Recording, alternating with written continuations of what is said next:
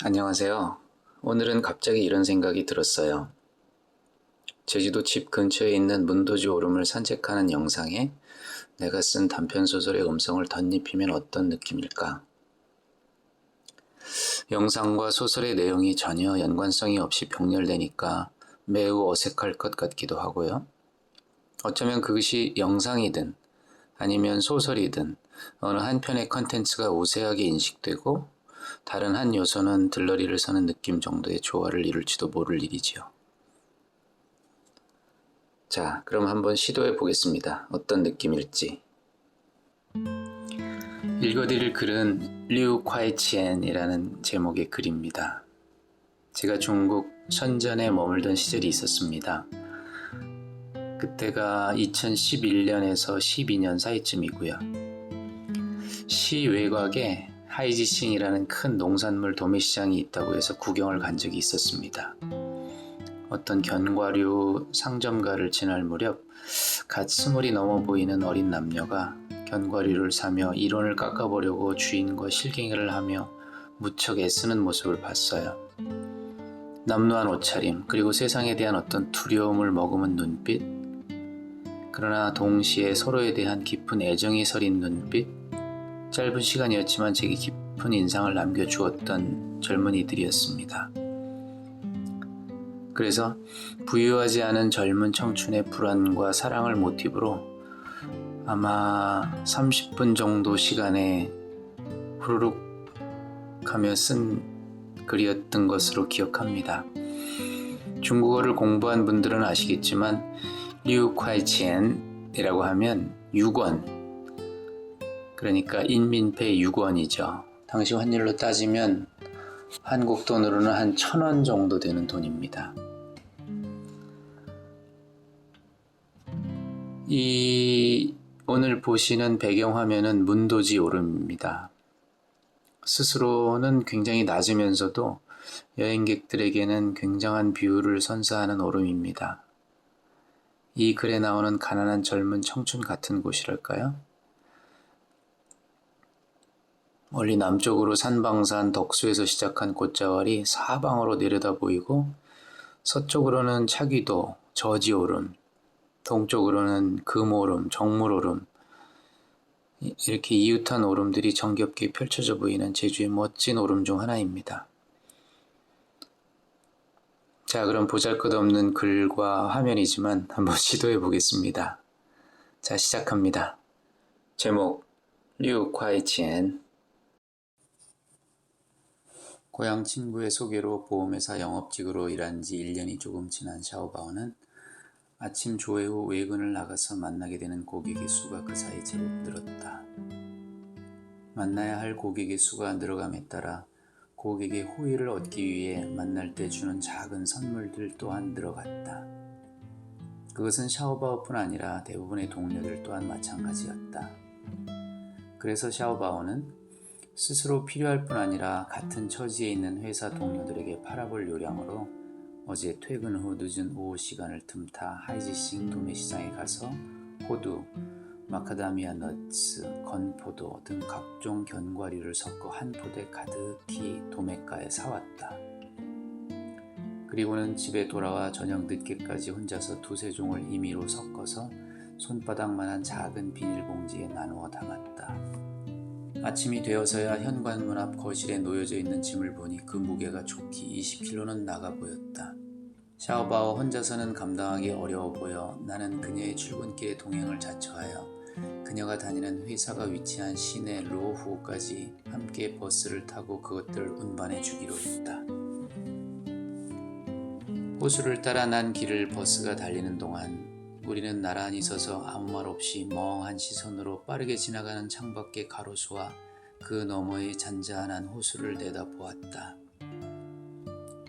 버스는 검문소를 지나 20여 분을 더 달려 시내에 당도하였고 버스에서 내린 후 10여 분을 더 걸어 그녀가 일하는 보험회사 건물 앞에 이르러서야 그녀는 내게 물었다. 뭐라도 먹어야지? 돈은 좀 있어? 당연히 한 푼도 없지. 우리 둘 사이의 무거운 분위기를 조금이나마 누그러뜨리려고 나는 짐짓 장난기를 섞어 답했지만 그 너스레에도 불구하고 그녀의 표정은 한겨울 플라타너스 가지처럼 무표정한 채 좀처럼 생기가 피어오르지 않았다. 나도 돈이 많지 않은데. 자, 여기 6원. 내가 가진 전부야. 받아.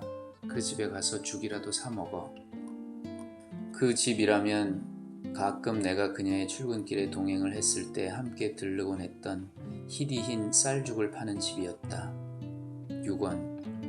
우리 두 사람의 신상에 있는 돈을 합친 전부였다. 익숙해져 버린 걸까? 내밀어진 그녀의 손에 쥐어진 그 돈을 바라보는 내 마음에 아무런 동요가 일지 않았다. 같이 가려면 1시간 정도 기다려줘. 조회는 금방 끝날 거야. 알았어. 하며 나는 한 번 더 장난기 섞인 몸동작으로 그녀의 손에 쥐어있는 6원을 휙 하고 낚아챘다. 돌아서 발걸음을 옮기는 내 등에 꽂힌 그녀의 시선이 느껴졌다. 아마도 그녀 역시 아무런 동요 없이 우리 사이에 익숙한 시선을 내게 고정한 채 서 있을 것이라는 생각이 들었다. 꼬깃꼬깃한 6원을 쥔 손을 주머니에 찔러 넣었다. 더도 덜도 아닌 6원의 현실감이 느껴졌다. 꼬깃꼬깃한 2장의 지폐. 그것을 내밀면 누군가가 곧 나에게 플라스틱 용기에 희디 흰 쌀죽 한 그릇과 두어 종류의 절인 야채를 담아줄 것이다.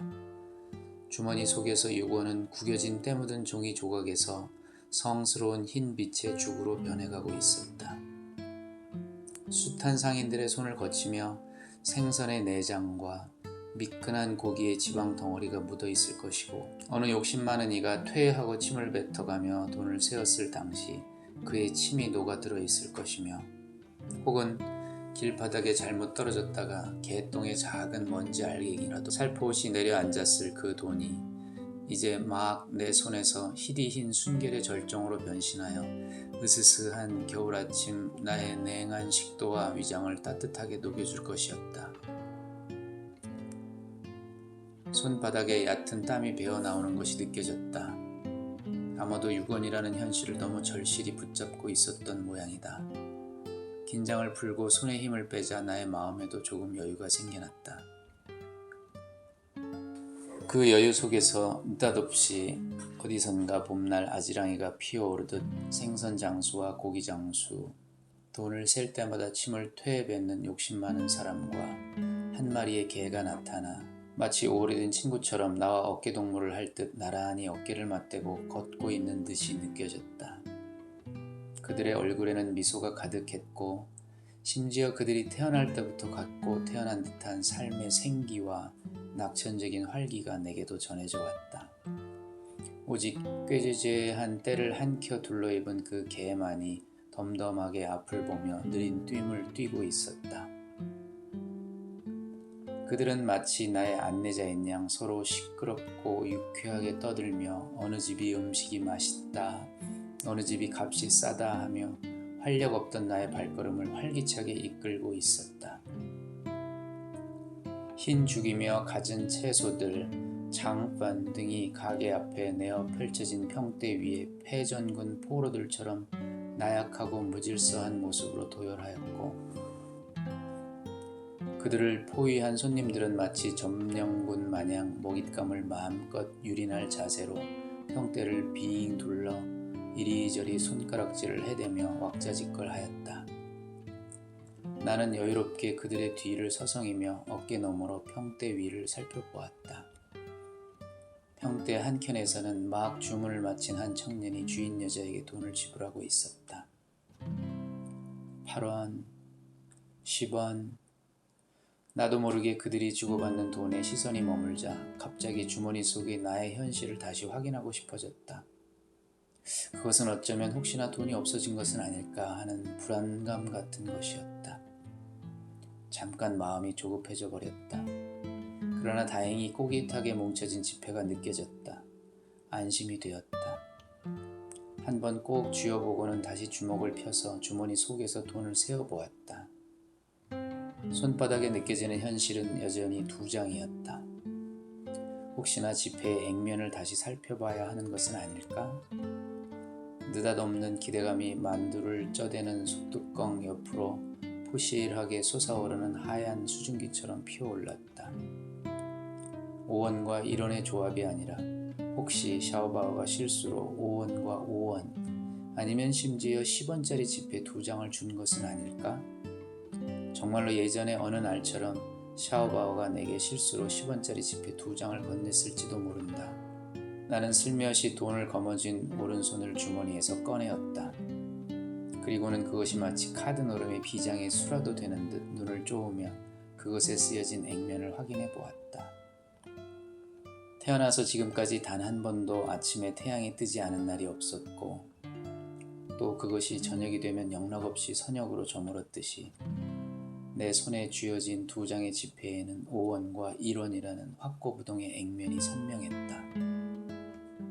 거부할 수 없는 현실에 당면한 나는 할 일 없이 당황했고 고개를 돌려 옆에 생선장수와 고기장수와 돈을 셀 때마다 침을 퇴뱉는 습관을 가진 그에게 도움을 청하는 듯한 표정을 지어 보였다. 그러나 그들 역시 잠시 난감한 표정을 짓더니 이내 내게서 고개를 돌려버렸다. 여기까지 데려다 준 것만으로 그들의 임무는 다 했다는 표정이었고 나는 갑자기 황량한 들판에 혼자 버려진 부상병처럼 난감했다. 투명한 빛깔을 잃어버린 털을 가진 여태까지 무표정하던 개만이 코를 벌렁거리며 다소 흥분한 듯한 활기를 회복한 눈으로 나를 응시했다. 이제 곧 내가 뭔가 먹을 것을 살 터였고 그러면 자기에게도 한 몫이 배당될 것으로 기대하는 표정이었다. 개에게 내 음식을 내어줄 생각을 하니 차라리 그 개의 표정을 살핀 것에 대한 작은 후회가 밀려갔다. 내 주머니 사정은 달라진 것 없이 있는 현실 그대로인 것으로 확인되었고 그래서 나는 시선을 돌려 먹을거리가 놓인 평대며 사람들의 동태를 조금 더 살펴보기로 했다. 나보다 늦게 도착한 사람 몇몇이 그 사이 벌써 제 음식을 받아서는 어디론가 젠걸음으로 사라져갔다. 그러다가 나는 드디어 답을 찾았다. 요우티아오나 교자를 주문하지 않고 그저 흰죽 한 그릇과 곁들여 먹을 절인 무 조각을 사면 3원으로 족하였다. 아, 이제 나도 이곳에서 당당하게 손님으로 대접받을 수 있게 되었다. 불명예스럽게 이곳을 빈손으로 물러날 필요가 없어졌다. 남들처럼 음식이 든 검은색 비닐봉지를 쥐고 이곳을 당당하게 떠날 수 있게 된 것이다. 생선장수와 고기장수, 돈을 셀 때마다 침을 퇴뱉는 습관을 가진 그와 눈망울이 털보다 더 반짝이게 된 개가 모두 함성을 지르며 나를 축하해주는 듯하였다. 이때 아침 태양은 비로소 높은 건물 사이로 스며나와 평대와 나를 번갈아 비춰주었다. 샤오바오, 어서 1층으로 내려와. 줄 게 있어. 한 손에는 흰 죽이, 그리고 주머니 속에 찔러 넣은 다른 한 손에는 죽집의 여주인이 거슬러준 2장을 포함하여 총 3장의 지폐가 쥐어져 있었다. 손바닥에서 배어나오는 땀이 지폐에 스며들고 있었다. 엘리베이터 문이 열리고 샤오바오가 모습을 나타내자 옆에 네 친구는 방금 전 가게 문 앞에 걸려있던 커다란 죽솥 위로 뚜껑을 열 때마다 허공으로 증발해버리던 한 뭉텅이의 수증기 마냥 내게 작별을 고하고 건물 사이로 쏟아지는 햇살을 따라 유쾌한 날갯짓으로 허공으로 사라졌다. 응? 뭐야? 이건 그 집 죽이 아닌데? 다른 집은 좀 어떤가 하고 봤는데 이 집에 손님이 많더라고. 그래서. 그럼 너는? 나? 난 거기서 먹고 왔지. 정말? 정말. 검은 비닐봉지를 꼭 움켜쥐고 서둘러 엘리베이터를 타고 다시 사무실로 향하는 그녀의 뒷모습을 물끄러미 바라보았다. 그녀의 뒷모습에서는 아무 표정이 읽혀지지 않았다. 그것은 어떤 갑작스러운 변화나 혹은 그에 따른 어떤 혼란스러움이 없을 거라는 안정감 혹은 견고함 같은 것이었다. 그 무표정한 뒷모습의 견고함에 나는 흡족함을 느꼈다. 주머니 속 꺼내지 않은 오른손에는 아직 3원이 쥐어져 있었다. 누군가 이 돈을 손에 쥐게 된다면 그는 생선의 내장과 고기의 지방, 누군가의 침방울과 개똥의 먼지, 그리고 그 위에 덧발라진 나의 땀을 전해받을 것이다. 그리고 어쩌면 그의 삶의 어느 날 아침 잠시 당황해할지도 모를 그를 위해 나는 모락모락 수증기처럼 피어올라 그의 안내자가 되어 낙천적 미소를 만면에 띠며 그를 죽집으로 이끌 것이다. 나와 같은 안내자가 있는 한 그 역시 견고한 그의 삶을 지켜낼 수 있을 것이라 믿으며